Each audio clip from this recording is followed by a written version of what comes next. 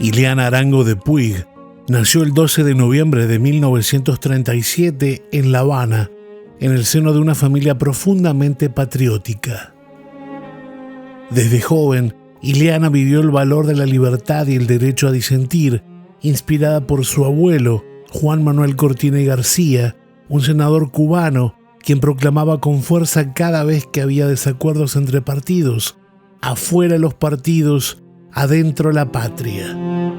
A finales de los años 50, junto a su esposo Ramón Puig, luchó contra la dictadura de Batista. Sin embargo, al llegar al poder Fidel Castro, el régimen comenzó a realizar fusilamientos y condenas injustas, y la familia de Ileana se unió a la resistencia contra el comunismo. La persecución familiar inicia contra su hermano en 1959. Un año después, su esposo fue sentenciado a 15 años en el presidio de La Cabaña, en La Habana.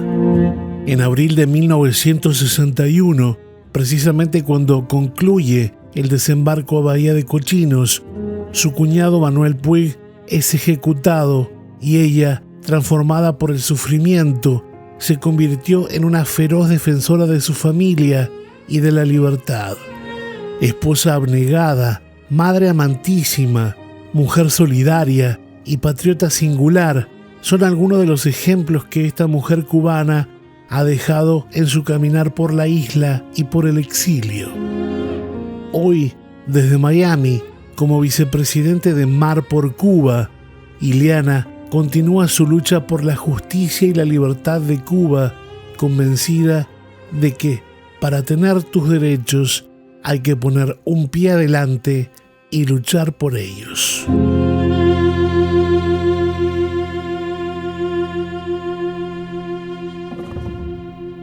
Ileana, muchísimas gracias por aceptar la invitación de Voces de Cuba. El placer y el honor es mío, Yanicet.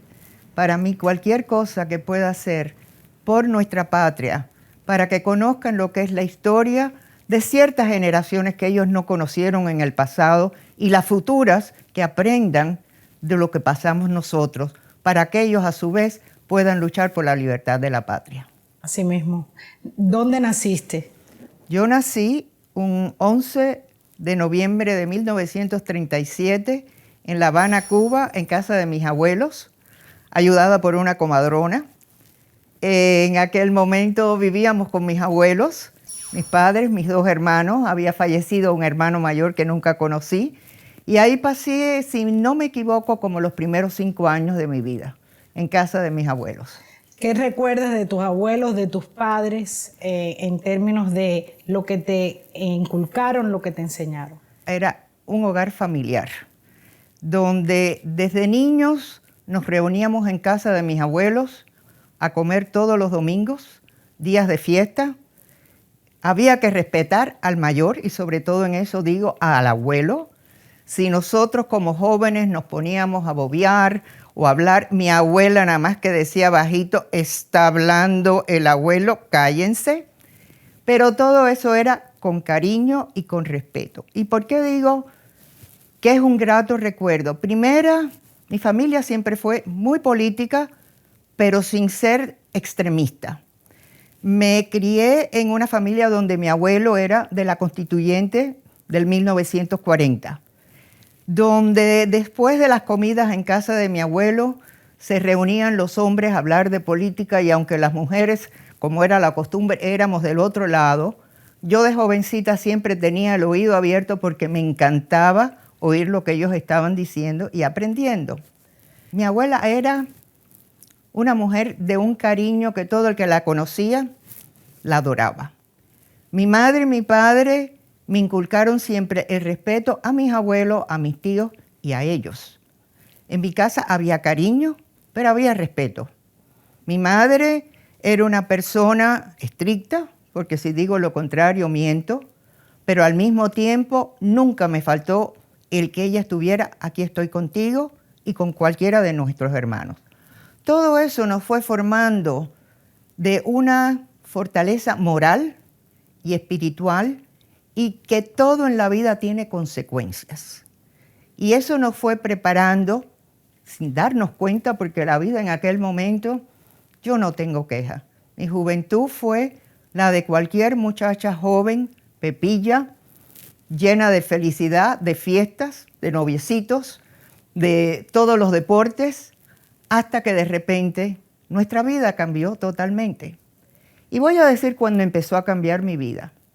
Yo me casé en el año 56 con un santiaguero, Ramón Puig Millar, y nos fuimos a vivir a Santiago de Cuba. Llegamos un 1 de agosto de 1956. 30 de noviembre de 1956, voy a la capillita del lugar donde vivía y veo a estos muchachos vestidos de miliciano que me hacían con la mano que me fuera. Digo, uy, ¿qué estará pasando aquí? Me voy al fondo de que vivía una señora cuyo hijo había fallecido en el Moncada. Le digo, señora, no voy a decir el nombre, ¿qué está pasando? Me dice, cállate, mijita, y vete para tu casa. Digo, pero es que mi mamá viene hoy de La Habana y yo no sé. Bueno, hacer el cuento largo corto, a los 2 días fue el desembarco de Fidel. Ya desde entonces la vida fue un cambio, porque viviendo en Santiago de Cuba, la vida fue trastornándose totalmente, porque allí desde casi un principio fueron los tiroteos, fueron las bombas, fueron todo, y tenía amistades de un lado y de otro. O sea, esto es durante la dictadura de Batista. De Batista, efectivamente. O sea, desde el año 56 estuvimos en eso, y me recuerdo, había nacido mi primera hija, que nació en Santiago de Cuba, y ya desde entonces, me acuerdo, fuimos para la clínica y tuvimos que ir con el auto encendido, porque si no, nos podían tirotear o parar. Y llegamos a la clínica, nació mi niña, y al día siguiente mi esposo se iba de viaje porque él trabajaba para la compañía Bacardí, y de repente fue el sabotaje a la ESO o a la Shell, alguna de las Texaco, alguna de las compañías que vivan, y la clínica Los Ángeles donde yo estaba al lado del cuartel Moncada. El tiroteo era espantoso. A la señora que estaba allí digo, por favor, mete a la bebita en la bañadera, porque el tiroteo, porque ahí las ventanas eran inmensas. O sea que ya mi vida comenzó de esa, vamos a decir, vivir sin mayor preocupación, a decirme, hay preocupaciones en la vida que son más importantes. Y anteriormente, siendo tu abuelo parte de la constituyente, ¿no hubo reacción al dar el golpe de Estado Batista el 10 de marzo? Nosotros, por ejemplo, estuvimos siempre en contra de ese, por supuesto, golpe de Estado. No participamos en las últimas elecciones, para nada. Mi cuñado, Manuel Oñongo, que era hermano de mi esposo y casado con una hermana mía, empezó a vender bonos. Mi esposo en Santiago de Cuba, pues estuvo también, no voy a decir lo más activo, pero sí estuvimos en el sentido de recaudar fondos para la guerrilla, o sino también recaudando armas, que él se ocupaba de hacerlas llegar a donde tenía que llegar. Dentro de eso no te voy a decir que fuimos tan activos como fuimos después para el derrocamiento de Fidel, porque nos sentimos totalmente engañados, aunque ya veíamos venir un engaño, pero dentro de eso no fue el desencanto total como una vez que él tomó el poder. Entonces, tu hermana Ofelia se casó. Mi hermana Ofelia ya estaba casada con el hermano, o sea, ella llevaba casada muchos antes porque ella era mayor que yo, y entonces con el tiempo yo me casé con el hermano de su esposo. Entonces, serán 2 hermanas casadas con 2 hermanos. Y entonces nos llevábamos muy requete bien los 4, de verdad. Mi esposo adoraba a su hermano, yo con mi hermana me llevaba muy bien. Después que ya yo me mudo para La Habana, pues entonces, ¿qué te puedo decir? Éramos inseparables, siempre estábamos juntos, etc. ¿Cuándo es que te mudas para La Habana? En el año 1959. En 1959, o sea, posterior al triunfo, del régimen. Del régimen, sí. ¿Qué pasa en Santiago en el momento que triunfa Castro? Yo estaba y ya en Santiago era que nos veíamos que venía la guerrilla. Yo vivía en Vistalegre, en la calle 4, entre no sé qué, y la carretera del Caney. Pero desde mi apartamento yo veía las montañas. De la Sierra Maestra. De la Sierra Maestra. Y ahí venían los aviones ya a medida que iba pasando el tiempo cada vez más a menudo, porque ya la guerrilla estaba cada vez más avanzando hacia lo que era la capital de Oriente, Santiago de Cuba. Yo sentía el avión como venían a ras de los techos a ametrallar las montañas. Mi niña mayor, la que nació en Santiago, yo muchas veces estaba entretenida y veía que se paraba en el corral y ella percibía el ruido de los aviones antes que ellos empezaran a parar. O sea, es una cosa que ya era intuitiva en ella. Y las personas en Santiago ya estaban preparando sus habitas o sus bultitos porque pensábamos que se tenía que ir uno para las lomas o fuera de la ciudad pensando que iba a haber una guerra abierta en la ciudad. En eso, mis padres que estaban en La Habana me decían, ¿cuándo tú piensas venir para La Habana?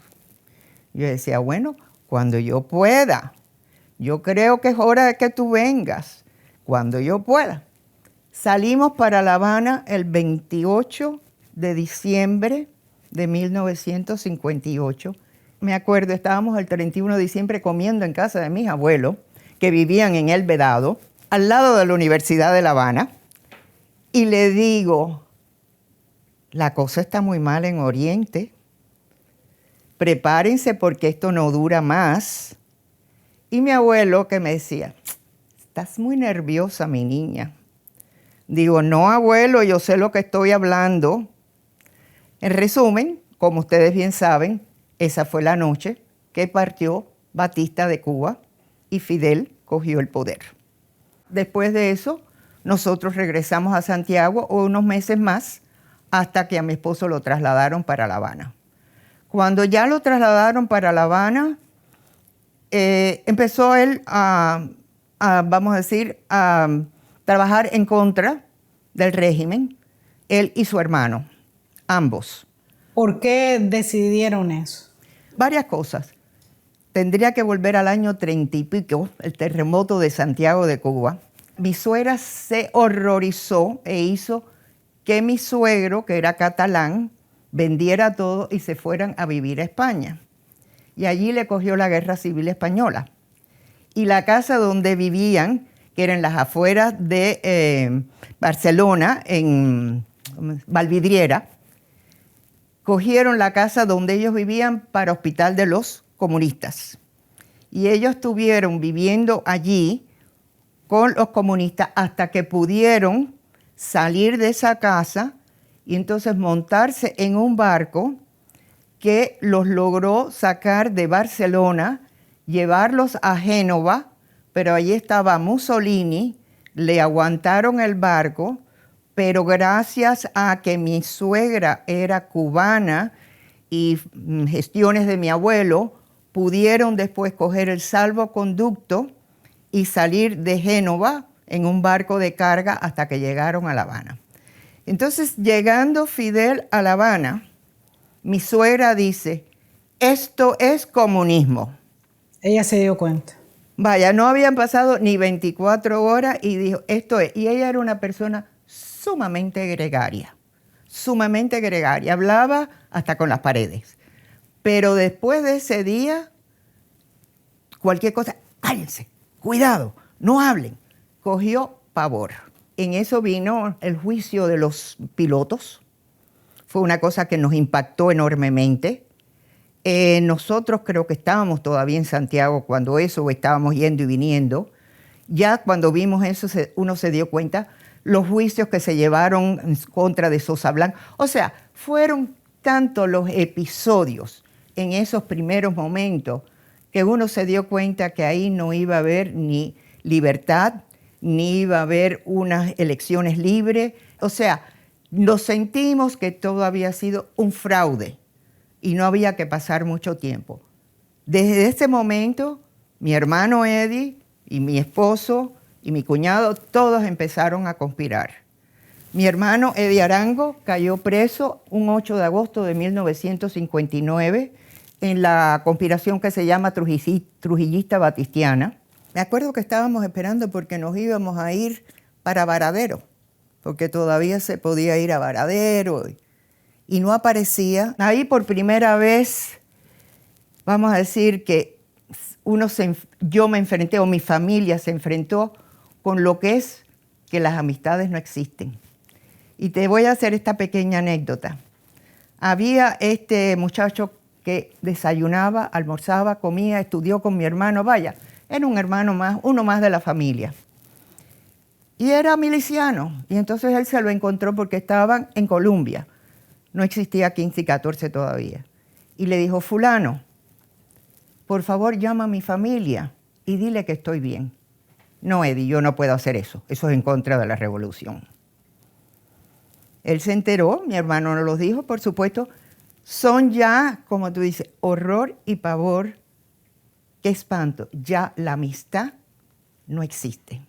Y estuvo detenido, estuvimos varios días sin saber de él, hasta que al fin nos llegó noticia de que estaba en Colombia.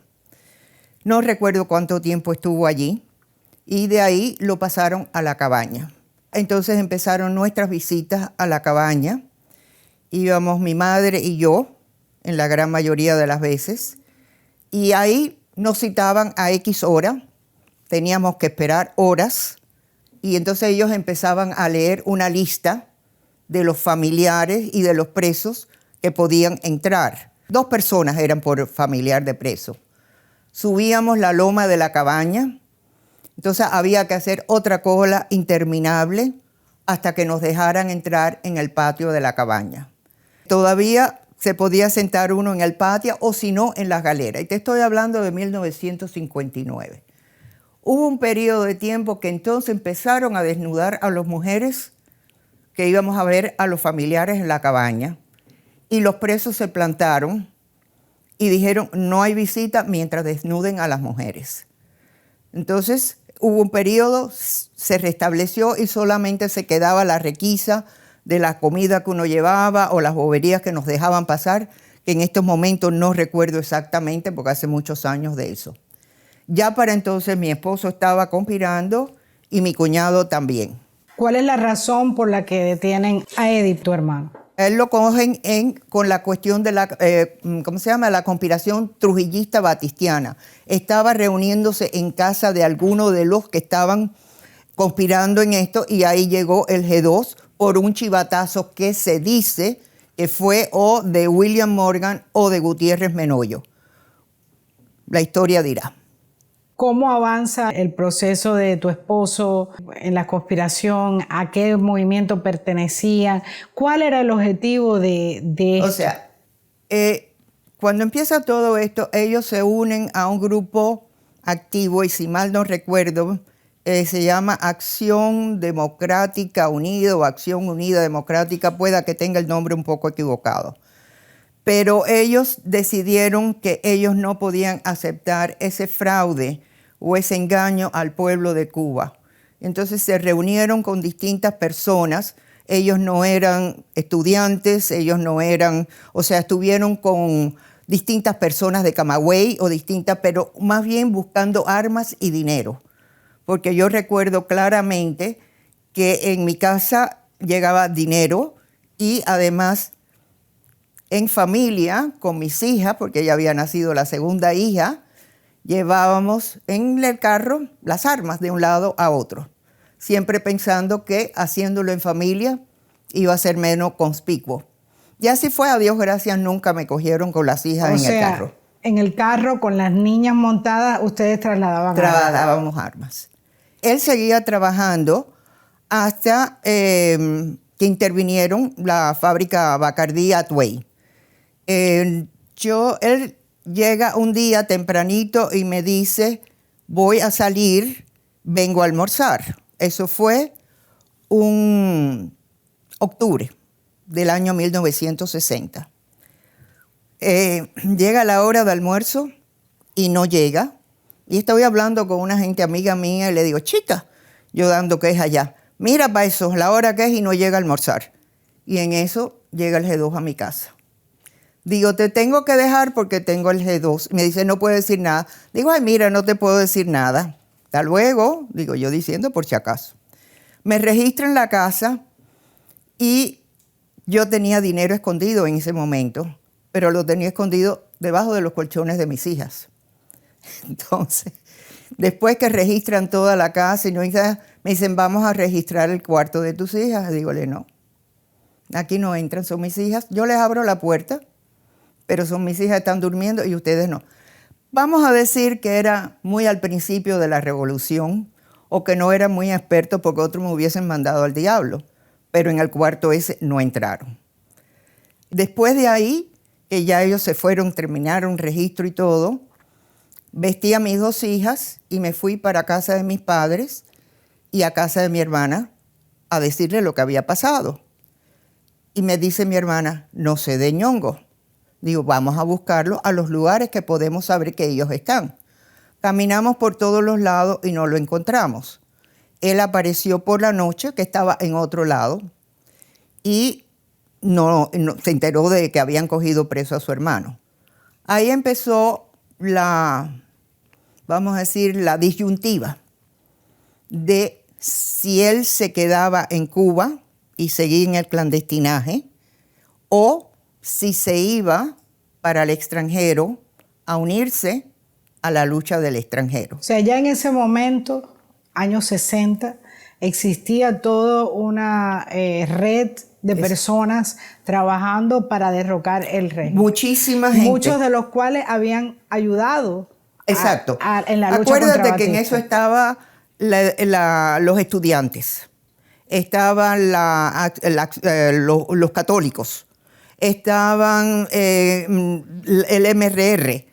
O sea, había distintas agrupaciones, porque yo tenía a otro cuñado que pertenecía a otra organización también.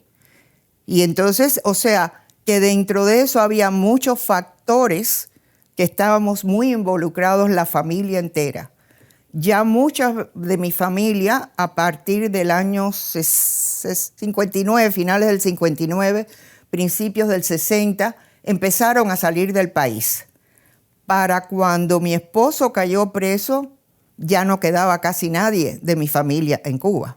Estábamos mis padres, mis suegros, mi suegra y yo, porque ya el resto de la familia había salido por una razón o por otra. Inclusive mis abuelos, que pensaban irse para regresar, a mi abuela la descubrieron que tenía cáncer en el esófago y mi abuelo, por la edad que tenían, decidió no regresar.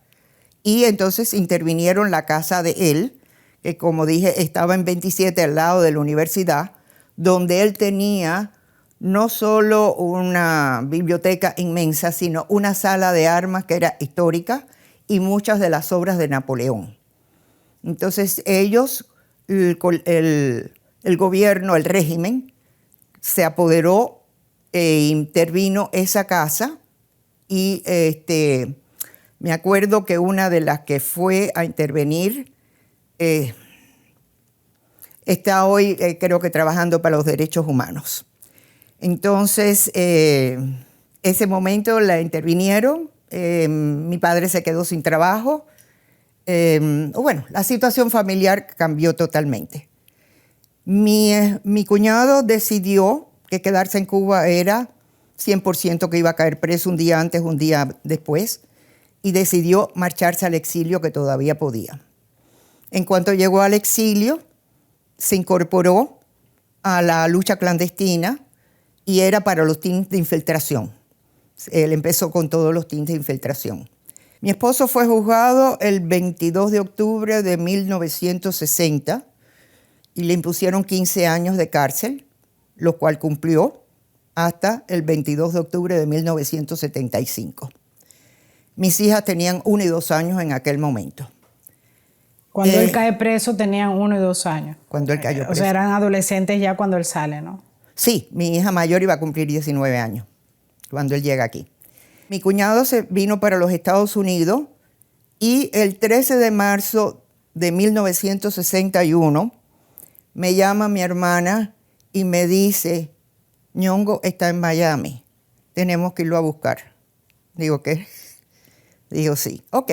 Fuimos a buscarlo a él y a otro que habían llegado en una lancha por Cojimar con Sorí Marín. O sea, es que estaba en La Habana, no en Miami. El que estaba en Miami, Ñongo. Sí, él estaba en Miami y llegó a Cuba. Y llegó a Cuba a través de Cojimar en unas lanchas clandestinas que llevaban a los infiltrados porque iban a preparar el terreno para la invasión. La invasión de Bahía de Cochino. Bahía de Cochino. Él llegó con otro señor cuyo nombre no me recuerdo. ¿Y cómo ustedes lo buscaron? Fuimos en un carro a buscarlo. Llevamos a este otro señor cuyo nombre, que vivía por el malecón. Lo dejamos en su casa. El 13 de marzo fue que lo cogieron preso. Entonces, a los pocos días me llama mi hermana y me dice, fíjate bien, ve a casa del señor y dile que Ñongo se va a reunir con él por la tarde para irse para Camagüey como habían quedado, porque yo tengo que llevarlo a una reunión. Digo, ok, mis padres no sabían nada de que él estaba en Cuba. Llega la noche y yo no oigo nada de mi hermana.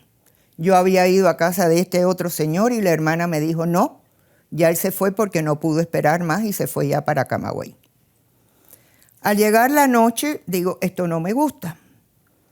Cojo a mi mamá y a mi papá y les digo, vamos a dar una vuelta, por favor, pero vamos a salir de este edificio. El edificio donde ellos vivían era en la punta, el edificio Río Mar, que hoy está totalmente destruido, y todos los empleados se habían convertido en unos agentes del gobierno y nos tenían un odio total y furibundo. Cuando voy caminando les digo, bueno, mire, esto es lo que ha pasado, Ñongo está aquí, hoy iba a haber una reunión y no he sabido de ellos. Así que yo me vuelo que están presos los dos. Se los digo para que estén preparados. De madrugada me llama la señora que cuidaba a los hijos de mi hermana que tenía 4 niños.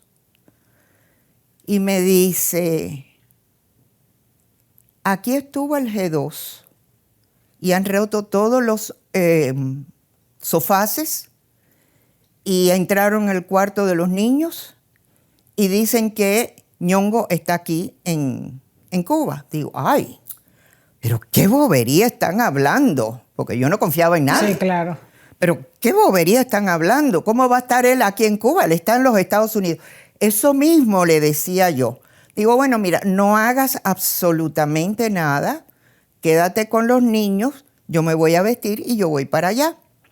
Fui y busqué a mi mamá y a mi papá, toda mi mamá no estaba bien de salud, y le dije, esto es lo que está pasando, vámonos tú y yo. Nos fuimos él y yo para el G2, y con la grandísima suerte, ya estaba en quinta y 14, y a través de un ventanal yo veo a mi cuñado y le pregunto, ¿y Ofe? Y entonces él se da cuenta de que ella estaba detenida también, pero no estaba en el G2. Entonces mi padre y yo fuimos por todos los vivacs de La Habana, todas las distintas cosas que podíamos pensar y no aparecía por ningún lado. Pero siempre hay un ángel en todas partes. Y estando en ese gentío afuera del G2 tratando de averiguar, viene este miliciano muy callado y nos dice, las mujeres están detenidas en la playa. Se quedaron en la casa detenidas, que fue donde los habían cogido. Dígole, mire, mi hermana está mal de salud y yo necesito hacerle llegar un medicamento urgente. Dice, tráigame lo que yo se lo doy. Y así fue. Y por eso supimos, donde ellas estuvieron detenidas como 48 horas, hasta un poco más, hasta que las trajeron para el G2 también. Estuvieron ahí ellos un tiempo en el G2 hasta que... Separados, sin poderse ver. Sí, ellos no se vieron para nada. Y a nosotros tampoco pudimos verlos, para nada. En ese momento, hasta que vino Playa Girón. Y me acuerdo que yo le dije a mi padre, si el juicio es en estos días, fusilan a Ñongo. Y me dijo, ¿por qué? Digo, están fusilando por toda la isla de Cuba, a diestra y siniestra, y si lo juzgan en estos días, a él lo van a fusilar. 19 de abril, 7 y pico de la mañana, 8, una llamada de mi hermana, el juicio es hoy. El abogado de ellos estaba en Santa Clara y como todo el mundo sabe, la isla de Cuba estaba incomunicada totalmente. Rino no sabía ni que su hermano estaba en Cuba porque nos habían suspendido las visitas.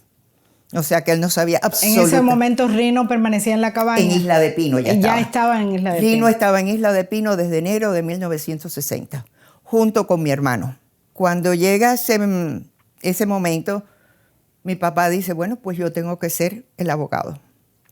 Él era un abogado civil, no era criminalista, pero total, no valía la pena. Podía ser un abogado porque lo que hacía era sentarte allí y no te dejaban abrir la boca, para nada.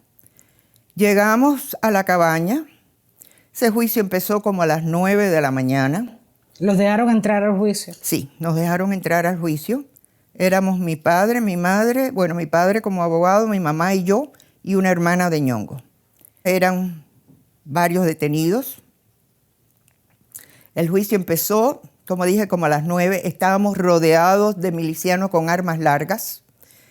El jurado era Pelayo Torres, que era el fiscal, que era Charco de Sangre. Ojalá me acordara del testigo estrella porque era el que estaba en todos los juicios y no me acuerdo el nombre, estuve buscándolo y no pude. El juicio duró como hasta las 10 u 11 de la noche, donde ya una vez fue un circo romano. Si les digo otro, los miembros del tribunal tenían las piernas puestas sobre la mesa, los griterías de los milicianos no se podía oír, la defensa no pudo abrir la boca porque era el testigo estrella, llegó y le dijeron porque había gente cogida en distintos lugares, y le hicieron, y entre ellos estaba Eufemio Fernández, que había sido detenido en otro lugar totalmente distinto. Y le dijeron, ¿en qué usted se basa para decir que todos estos estaban conspirando juntos? Y nunca se me olvidará la frase de él. Cuando yo era niño, yo iba a pescar. Y yo hacía un huequito en la tierra y salían los gusanos. Y como todos estos son gusanos, pues todos están juntos. Y todos estaban conspirando. Y esa fue la prueba más fuerte de todo este juicio. Se termina el juicio y automáticamente ya todos ellos salen. Los que están sentenciados a muerte están encadenados y eran 7 u 8. Estaba Francisco, estaba Vicky Díaz, estaba Trueba, estaba Eufemio, estaba mi cuñado. No me acuerdo, eran como 7 u 8 los que estaban fusilados ese día. Mi hermana, que estaba siendo juzgada también, trata de acercarse a él para darle un abrazo. O sea, tu hermana estaba dentro de la misma causa. Dentro de la misma causa. Y ella estaba en el tribunal junto y ella con él. estaba sentenciada también ahí, le pedían 30 años, pero fue absuelta por circunstancias que no pudieron probar, según ellos. Pero ella se levanta, porque estaban los hombres aquí, las mujeres aquí, a tratar de darle un abrazo para despedirse. Y se interpone un guardia con una bayoneta y no la deja llegar. Entonces él le más o menos le dice, Ofelia, no todo el mundo sabe por qué va a morir, pero yo sí sé por qué voy a morir. Estate tranquila. Sacan a los condenados a muerte y automáticamente iba a ser el juicio de apelación, que fue inmediatamente. El mago Robreño era el presidente del tribunal de apelación, que llegó borracho y dijo, sean breves porque es muy tarde, y cayó desplomado en la mesa. Por supuesto, el juicio de apelación es otro circo romano, porque ahí sencillamente fueron reafirmadas las sentencias. No hubo argumentación ninguna. Mi padre trató de averiguar a qué hora, si se le podía llevar un sacerdote, como al principio lo permitían, muy al principito. Le dijeron que no.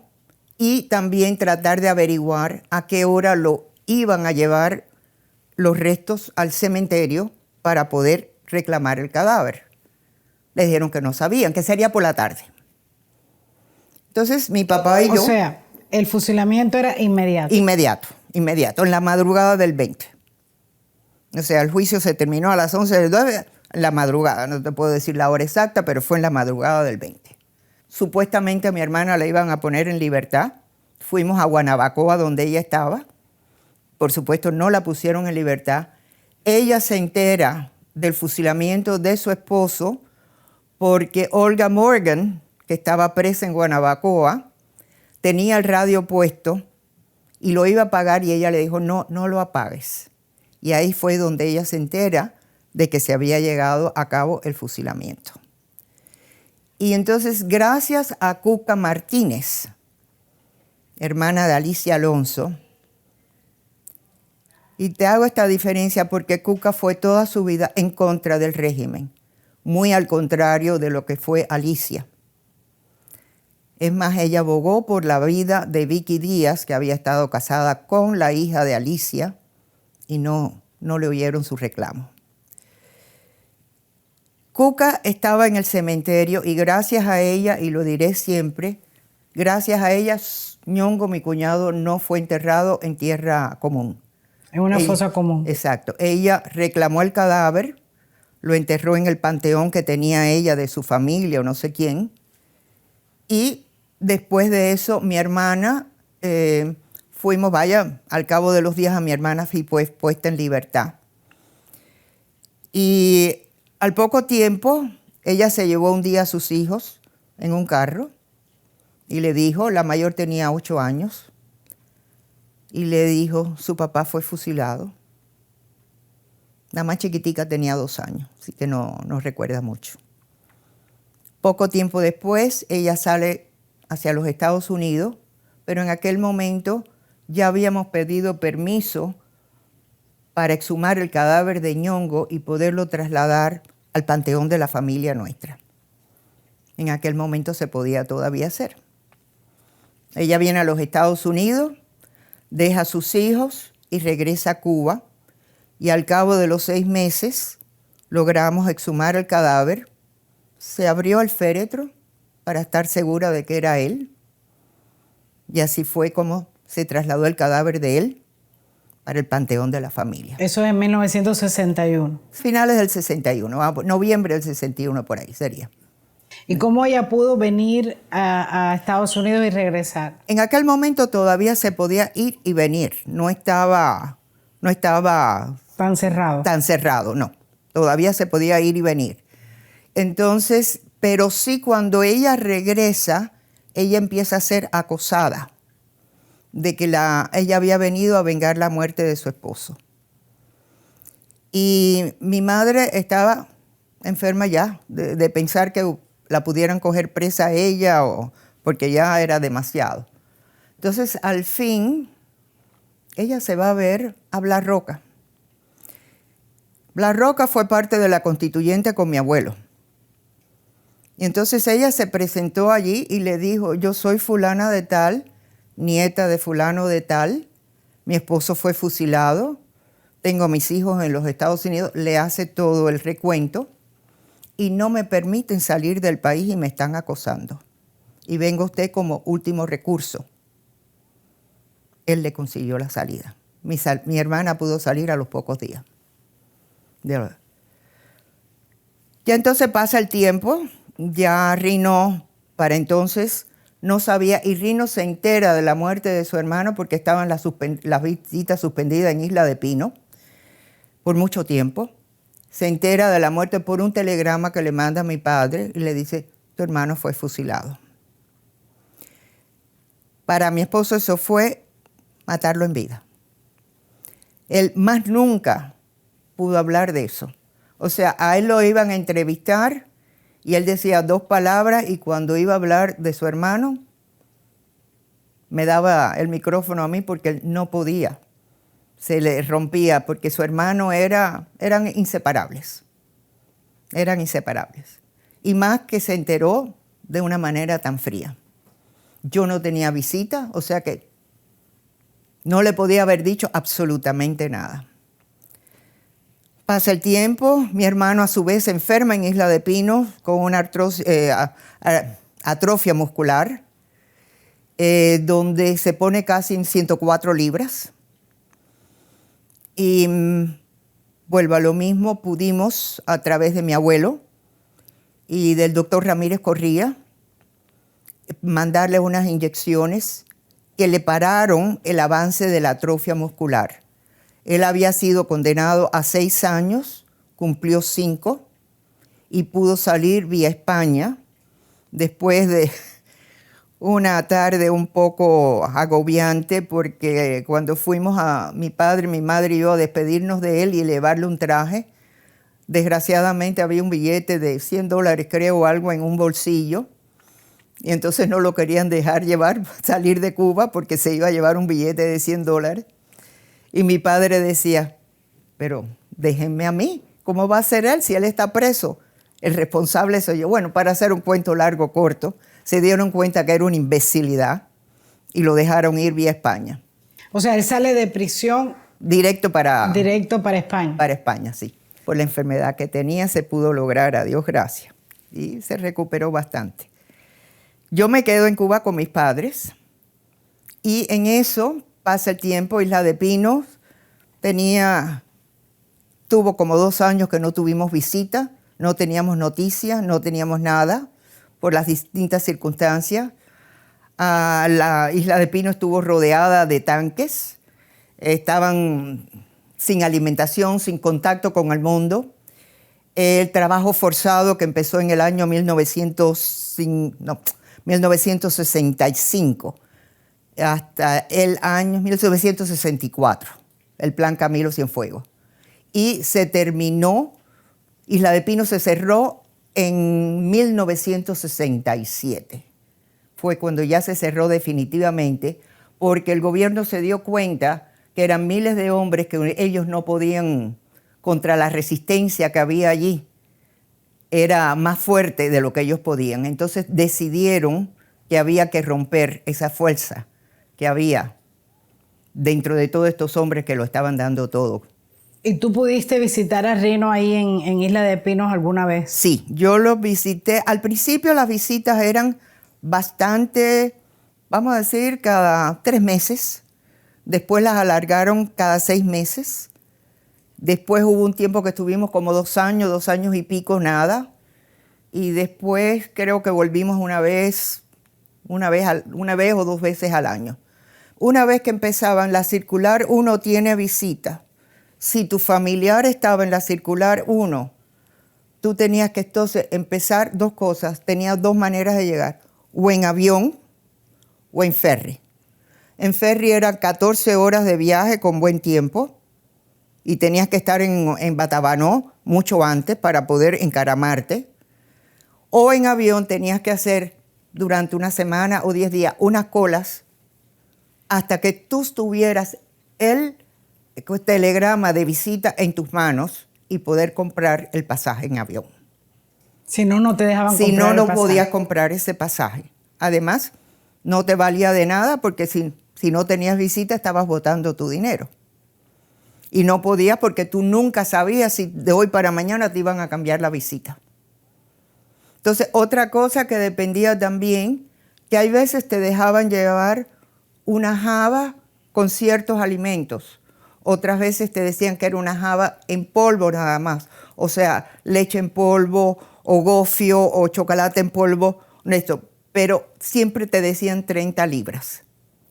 Entonces, si era comida, pues uno, como digo yo, todo uno va preparándolo. Eran unos tambuchos como lo que tú compras hoy en plástico de eso, pero en aquel momento era, el tambucho, como le decíamos, era sagrado.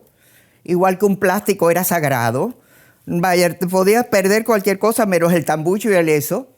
Entonces, el preso no tenía nombre, el preso era un número. El preso era un número y una P en el uniforme. Tú podías decir yo voy a ver, pero el número era lo que importaba. Si tú no tenías el número que lo identificaba como tal, no llegabas a nada.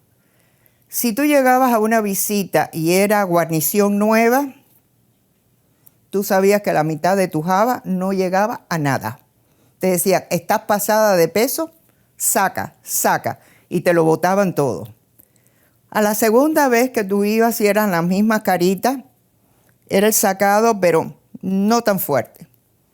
A la tercera vez que ibas y eran las mismas caritas, decían, estás pasada de peso, saca. Entonces a lo mejor tú sacabas un cartuchito que ya tú ibas preparada y pasaba el paquete. Cuando ya llegaba a eso, te volvían a cambiar la guarnición. Durante Playa Girón, yo tenía 2 primos que venían en la invasión. Entonces la familia, el juicio andando de mi cuñado, Rino y Eddie incomunicado en Isla de Pinos, mis 2 primos que la familia de los Estados Unidos no sabían nada de ellos, y nosotros en el medio. Y Ofelia. Y Ofelia presa en el juicio. En el juicio, o sea. Entonces, en medio de todo eso, bueno, al fin un primo mío aparece, nunca llegó a desembarcar porque era de los que iba a desembarcar por Oriente. El otro fue herido y al fin supimos dónde andaba y fue herido en los 2 muslos y hoy en día puede caminar, pero pasó mucho. Pero bueno, está aquí. O sea que eso fue parte de esos días de Playa Girón. Volviendo entonces a Isla de Pinos, cuando las visitas en Isla de Pinos, como te dije, avión, si ibas en avión, y yo trataba de ir en avión por mis 2 hijas, porque mis hijas fueron desde la primera visita a la cabaña hasta que se fueron de Cuba a ver a su padre. No me importaba dónde estuvieran, ellas iban conmigo. Primera que no me perdonaban si no iban. Yo trataba de ir en avión. Entonces, tú llegabas en avión, sí teníamos un motelito que casi todos siempre eran familiares de presos. Y la noche antes, como a las 11 o las 12 de la noche, nos montábamos en un carro y empezábamos a hacer la cola en las afueras para cuando abrieran Isla de Pino, poder entrar lo antes posible para entonces hacer la otra cola que teníamos que hacer para dejar la java y después venía el registro. El registro de los familiares, sí era horrible que te desnudaran, pero más o menos dice, peor era aquí porque te toqueteaban de una manera tan vulgar y tan asquerosa que tenías que decir mi mente en blanco porque era para bofetearla. Y no era solo con nosotros, porque a mis niñas también las toqueteaban todas. Una vez que pasabas todo ese registro, te ponían en un cerco y entonces era a oír el adoctrinamiento de ellos. O nosotros éramos unas hijas de la gran, no sé, o éramos unas malajetos, o nuestros maridos no nos querían. O sea, siempre era tratando de dividir el familiar y el preso. Los primeros años en Isla de Pinos, y te digo, sí, muy primero, 60, 61, eran en un corral afuera, al aire libre, donde los hombres se paraban por fuera de la reja y las mujeres y los niños sí podíamos entrar a lo que le decían el corral y pasar horas, 1 o 2 horas o lo que nos dieran. Eso se terminó un día que hubo un aguacero tan fenomenal que entonces se dieron cuenta que no podían seguirlo y nos empezaron a llevar al comedor, que era otra circular, en medio de las circulares, que eran 4, más los otros edificios de Isla de Pino. Y ahí tuvimos las visitas que duraban, según lo que te demoraras en entrar, 1 hora, 2 horas, 3 horas, yo la verdad que no recuerdo. Sé que no eran mucho, ni mucho menos, no. Por supuesto, eran más moral que los morales, porque ellos, los hombres de este lado, las mujeres aquí, no podías abrazarte, etcétera, etcétera. Una vez que se terminó Isla de Pinos, ya hubo, eso fue en el 67, mi última visita a Isla de Pinos ya no quedaba mucho, fue en noviembre del 66. Pero ya para entonces, mis padres se habían ido de Cuba. ¿Por qué se fueron de Cuba? Porque mi hermana, que había estado muy estoica, de repente un día me llama con una voz de muerta.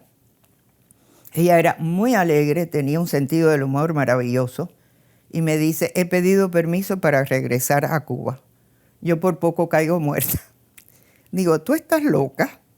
Me dice, no, he pedido permiso para regresar a Cuba con los 4 hijos.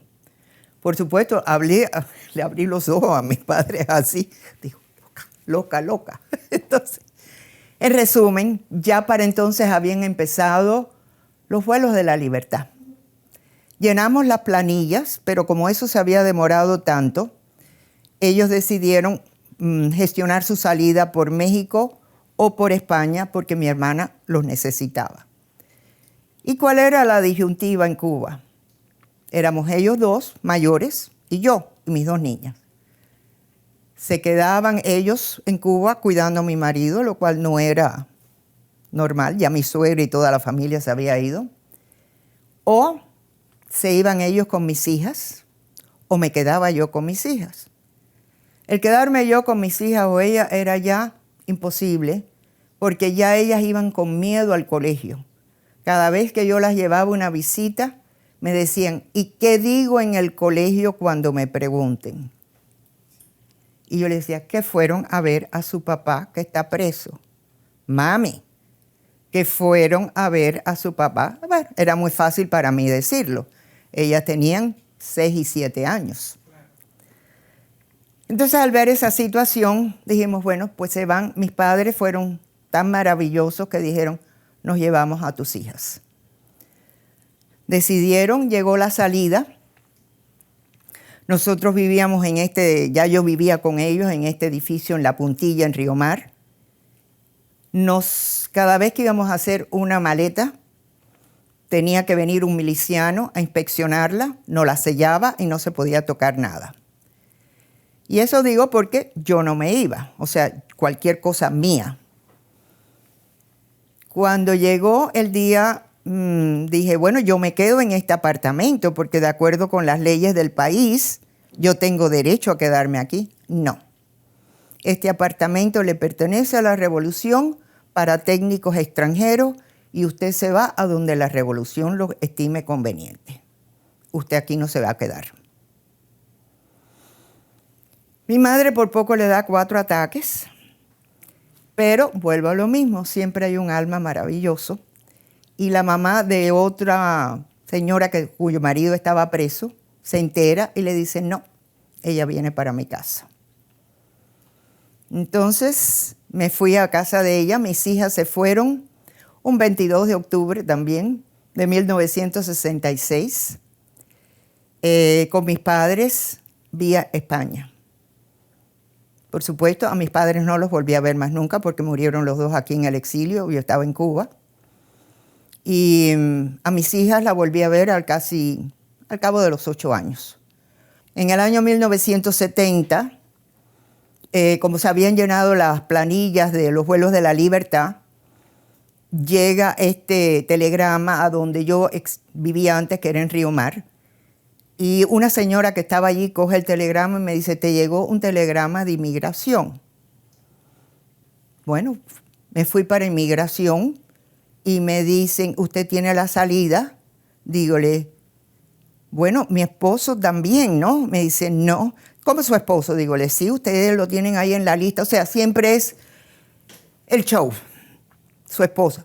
Ok, él está preso y ustedes lo tienen en la lista. Ah, no. Pero fíjense, ¿usted ha trabajado en la agricultura? No, yo no he trabajado en la agricultura. Eso fue en el 69. No, yo no he trabajado en la agricultura. Ah, entonces no se puede ir. Digo, ok, pero yo no reniego de mi derecho de salida, apúntelo ahí. Me fui. Pasa el tiempo y sí llega el telegrama con mi salida. Me voy a inmigración y me dice, ¿usted ha trabajado? Dígole, no. Me dice, bueno, pues tiene que trabajar en la agricultura. Digo, no hay problema. Yo lo que quería era ganar tiempo. En eso... ¿Ganar tiempo para qué? Para ver si para yo ganar Rino. más tiempo, a ver si Rino terminaba su condena y nos podíamos ir juntos. Rino Mis padres todavía no habían muerto. ¿A cuántos años fue condenado? 15 Rino? años. A 15 años. 15 años. Entonces, cuando llega el primer entrevista, fue todo muy amable, hasta que me dijeron, vaya a tal lugar. Entonces, yo sí oía que decías, las mujeres van albergadas para Santa Clara. Yo miraba la lista y yo decía, ay, Dios mío, yo creo que yo soy la única mujer aquí, pero esto no es conmigo, yo no hago nada en Santa Clara. Vaya, son cuentos tontos, pero esa es la verdad, esa era mi reacción interna. Cuando llega a mi lugar, mi tiempo, me dice este señor muy bien plantado. Tú sabes que las mujeres van para Santa Clara. Dígole, sí, yo lo he oído, pero mire, señor. Entonces empiezo yo con mi tiqui, tiqui, tiqui. Mire, yo tengo a mi esposo preso. Si usted me manda a Santa Clara, ¿quién lo va a cuidar? Bueno, fue tanto back and forth, para adelante y para atrás, para adelante y para atrás, hasta que le dije, mira, chico, mándame al Pico Turquino, a la Ciénaga de Zapata, donde rayos te dé tu gana. Me importa, ya yo estaba histérica, de verdad, los nervios. Y entonces me dice, vas para la calle, creo que fue, me dijo Panchito, yo ni sé una calle en La Habana. Y veo a este buen señor que me dice, cállate y siéntate. Y digo, ¿y a ti quién te ha metido en este entierro? Me dice, yo me voy también del país. Digo, bueno, ok, está bien. Me senté y le digo, ¿dónde me han mandado? Me dice, te han dejado en La Habana, por La Habana Vieja, en Ayesτερán. Cógela y digo, mira, yo estoy muy nerviosa ahora. Tú dime nada más que por lo menos dónde y ya yo me las arreglo. Me dice, tienes que ir, es un lugar para pulir mármol aquí en La Habana. Digo, maravilloso. Bueno, y así estuve hasta puliendo mármol y después me mandaron a trabajar al Parque Lenin, a la construcción del anfiteatro del Parque Lenin, donde estuvimos cargando parihuelas de tierra, de roca, de esto, de lo otro, para adelante y para atrás, o si no, puliendo mármol. Íbamos para adelante y para atrás, hasta que me llegó mis padres en eso murieron. Primero mi papá, en febrero del 72, y después mi mamá en mayo del 72. Pero antes de eso, o sea, un día, muy pocos meses 3 meses de diferencia.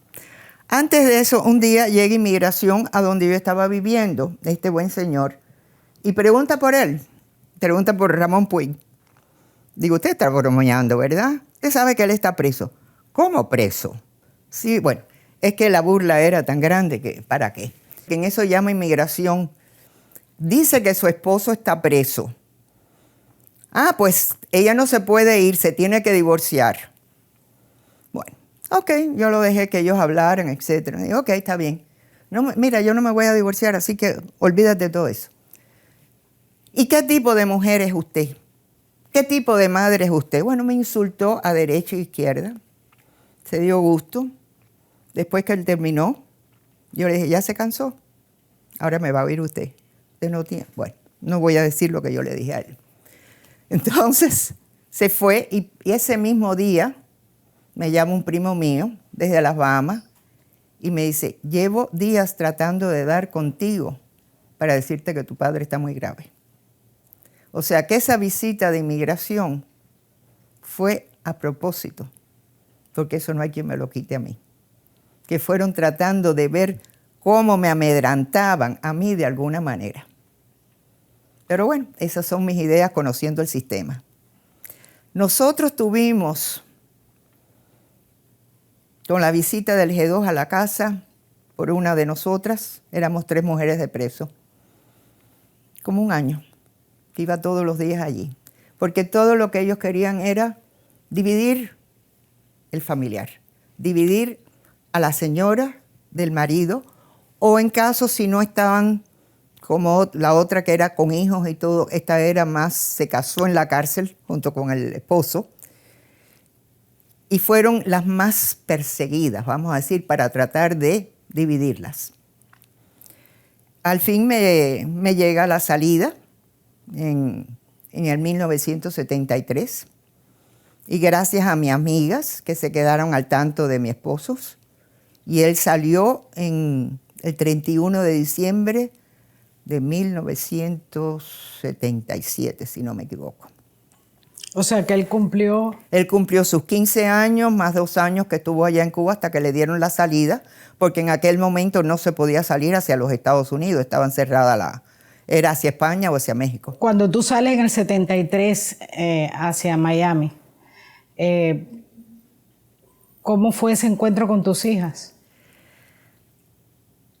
Te diré, yo llegué con mucha rabia, tengo que decirlo, pero al mismo tiempo, en mi mente, mis hijas todavía eran niñas, todavía eran niñitas. Por mucho que me mandaban fotos, las oí hablar, o sea, las veí progresar, pero en mi cabeza eran niñas. Y nunca se me olvidará que una señora muy atenta me dijo, siéntate aquí que te voy a traer a tus hijas para que las veas a través de una cercapirles, mientras venían todas las gestiones. Y cuando yo veo, eran 2 hijas mías y 2 sobrinas, y veo a estas 4 muchachonas delante de mí, yo decía, ay Dios mío, estas son mis hijas.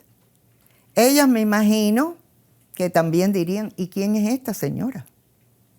Porque sea lo que sea, hacía 8 años que no me veían y habían estado al tanto de mi mamá y de mis hermanos. Ellos estaban ya al final con mi hermana. O sea, pero mi hermana y yo hicimos una conexión muy buena, en el sentido que yo no me impuse. Yo llegué y al principio, no, mira a ver qué dice tu tía. Después, poco a poco, no, mira, esto es así. Después, y fui cogiendo autoridad frente a ellas y diciéndoles, yo soy yo. Yo no soy esta ni soy la otra. Yo soy yo. Y así me tienen que conocer. O sea, que fue difícil ese reencuentro. No fue difícil en el sentido de que nunca me echaron en cara. Que yo sé que hay otras personas que sí. Y dentro de eso tuve la suerte que nunca me preguntaron un por qué. Siempre su padre, a pesar de la separación, siempre le mandaba carticas. Siempre, siempre se mantuvo o tratamos de mantener el nexo de mamá, papá y niñas.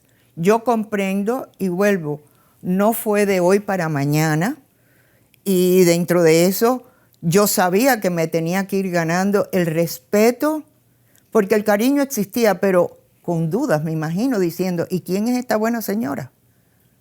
Porque esta buena señora hacemos muchos años que no fuera de hola, ¿qué tal? ¿Cómo tú andas? No sabemos nada. Pero tuve la suerte y le doy gracias a Dios que debido a que ellas fueron a todas las visitas, que compartieron las habas conmigo, que sabían que cuando se tenía que preparar una haba, había ciertas cosas que eran para su papá y que no se podían tocar. O sea, siempre hubo un encuadre de lo que era la lucha de su padre y la entrega de su padre por una causa, sin hacer una tragedia, porque nunca les hice ninguna tragedia. Y cuando llegó su padre, pues también, a Dios gracias, ya venía el laxo, etc. Y Rino era muy expresivo y muy cariñoso, así que... Él llega en el 77. 76 o 77, a estas alturas siempre estoy confundida. Y entonces es que puede ya reunirse con... Ya, entonces él llegó vía España, estuvo allá 2 o 3 meses hasta que lo dejaron entrar aquí. Y entonces sí, ya se reunió con la familia. En el transcurso de tu exilio has estado activa. Nunca has dejado el tema de Cuba. Yo llegué aquí y desde las primeras, estando yo sola, etcétera, las primeras marchas por la calle 8, yo estaba ahí presente con distintas actividades, distintos grupos. Y cuando hubo lo de Magda Montiel, que fue el comienzo de Mar, no el comienzo de Mar, pero fue cuando se empezó a gestionar el grupo de Mar por Cuba, ya yo me fui incorporando, mi hermana y yo, vamos a hablar claro, no solo yo, mi hermana y yo, Y fue cuando en otras reuniones dijimos, ¿y por qué no hacemos, ya que había empezado ese movimiento de mujeres, una organización que fue la que Silvia organiza, Silvia Iriondo, y que le da el nombre de Madres y Mujeres por Cuba, que eso fue en el 94, si mal no recuerdo, hasta el día de hoy, que he sido muy activa. Soy vicepresidenta en estos momentos y hemos tratado de estar presente como mujeres y madres en distintas actividades a través del mundo, llevando las voces de los presos y de las presas, hablando en distintos simposios cuando no ha habido, ya sean algunos, si no, yo no he podido ir, pero si no es Silvia o otras muchachas de mar que han estado hablando en simposios internacionales y siempre llevando la voz de Cuba y de los presos y de la libertad de Cuba a donde nos podamos en Ginebra, mientras fue posible. Fuimos yendo año tras año a Ginebra. ¿Cuán importante es la libertad para ti a un nivel personal, ya no a un nivel patriótico? Para mí la libertad es lo más grande que hay en esta vida. Para mí el poderme expresar, ya sea en este país, y pensar que me puedan coaccionar en cualquier parte del mundo, para mí es inaceptable. Nací libre y me crié libre y luché por estar libre. Y aún a estas alturas de mi vida, esa palabra libertad es para mí sinónimo de todo un ser humano. Dios nos los otorgó y nos los merecemos como tal. Somos seres humanos con todas las libertades y así tenemos que seguir luchando hasta conseguirlas. Para mí es inaceptable el decir me doy por vencida. ¿Hay esperanza para Cuba? Yo nunca pierdo las esperanzas. Aunque hay veces digo, ay, estoy cansada, pero nunca pierdo las esperanzas, porque veo que vienen nuevas juventudes. Veo que salen personas que se han criado en ese sistema y sin embargo añoran lo que yo añoro. Luchan por lo que luchamos otras generaciones. Y cuando creemos que aplastaron a una, vuelven a nacer nuevos gérmenes, vuelven a nacer nuevos niños, nuevas niñas, nuevas madres que están dispuestas a darlo todo. Lo estamos viendo hoy en día, lo vimos el 11 de julio, estamos viendo que los presos siguen dándolo y que no se dan por vencido. ¿Cómo yo, que estoy en libertad, voy a doblegarme cuando veo que otros tienen todavía la fortaleza, la libertad y el aplomo de decir libertad, patria y vida? Y eso es lo que tenemos que hacer. ¿Es posible perdonar? Perdonar sí, justicia es necesaria. Y te voy a decir por qué. Porque para que tú tengas nuevas generaciones con moral y con ética, tú tienes que enseñarle que todo tiene sus consecuencias. Si no hay justicia, no hay consecuencias. Y eso es muy importante. Perdonar, si no perdono, la que me hago daño es a mí misma. Y no, ¿para qué? Mi corazón es más grande que todo eso. ¿Por qué esa fijación con Cuba? ¿Por qué no llegar al exilio? Ya tienes a tu esposo aquí, tus hijas. ¿Por qué seguir? ¿Cuál es el misterio que tiene Cuba para ti? Primero, para mí la libertad es muy importante. Para mí que te hayan arrancado, o sea, yo nací con libertad. Yo nací con el derecho a hablar. Yo nací con el derecho a decidir. Es más, decidí muchas cosas muy importantes en mi vida. Y eso que te lo hayan arrancado, eso de que tú tengas miedo de hablar, eso de que tú no puedas tener libertad, que inclusive empresarial. Vamos ya, vaya, si nos queremos ir por la parte de la finanza, pero más que nada es la parte de decir, voy a escoger para mí, para mis hijas, lo que yo quiero y que creo que me merezco. Si es lo equivocado o lo acierto, es mi decisión. Y que yo tenga la libertad de decir, esto es lo bueno y voy a luchar por esto. Que yo vaya a regresar a Cuba a mi edad, no lo creo, sinceramente. Que me encantaría, y no tanto porque Mi patria es mi patria, la belleza de Cuba no hay quien la quite, por mucho que hayan destruido todos los edificios. Esa topografía nuestra es algo que la llevamos en el corazón y la llevamos metidas así en nuestras vidas. Nuestras palmas, nuestras montañas, nuestras todo. Ahora bien, volver a Cuba con miedo, no. Y yo quisiera que mis nietos y mis hijas pudieran decir, volvimos a Cuba, donde mi padre, mi tío, mi familia dio tanto desde que Cuba fue libre en 1902. Y eso es lo que yo quisiera para Cuba.